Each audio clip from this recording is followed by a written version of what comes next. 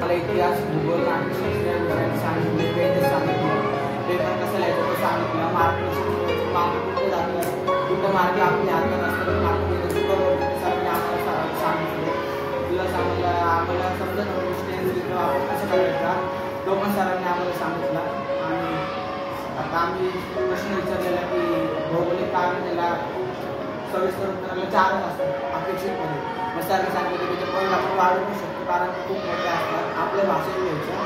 त्या सरांनी आम्हाला असे खूप साऱ्या प्रकारे मार्गदर्शन केलं त्यासाठी त्यांचे धन्यवाद.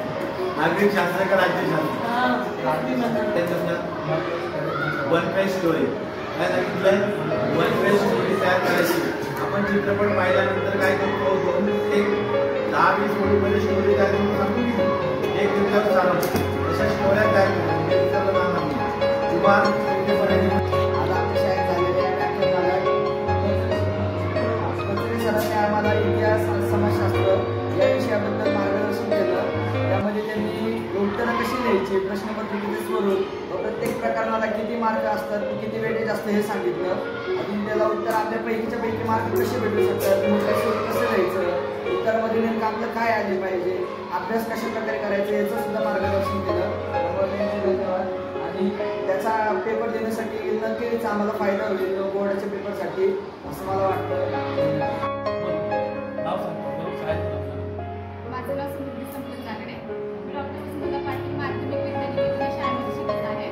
तर कचरे सर आज हे आम्हाला व्याख्यान देण्यासाठी आले होते. तर त्यांनी सुरुवातीपासून इतिहास नागरिकशास्त्राचे प्रत्येक प्रश्न वाईज जाऊन हा प्रश्नासाठी कसे उत्तर लिहिले पाहिजे किंवा कसे अपेक्षित असतात उत्तर लिहिणे तसंच भूगोलचे पण त्यांनी सांगितले.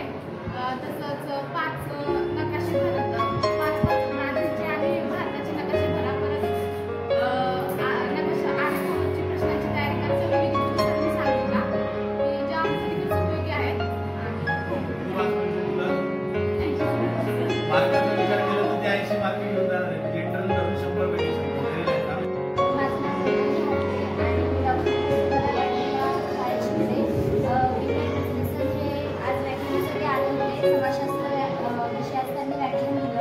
त्यामध्ये समृद्धी बोलली तसंच आहे ना की म्हणजे आधी आम्हाला असं वाटायचं की पाठांतराशिवाय समाजशास्त्र विषयात मार्कच पडत नाही. तर असं नाही करता म्हणजे पुस्तकं आणि आपलं नॉलेज यांचं मिश्रण केलं तर समाजशास्त्र विषय खूप सोपा आहे. आणि एवढं असं कळालं बघा. 80 आउट ऑफ इंटरनल 20 आणि 80 मार्क. Very nice. दिला टाळ्या.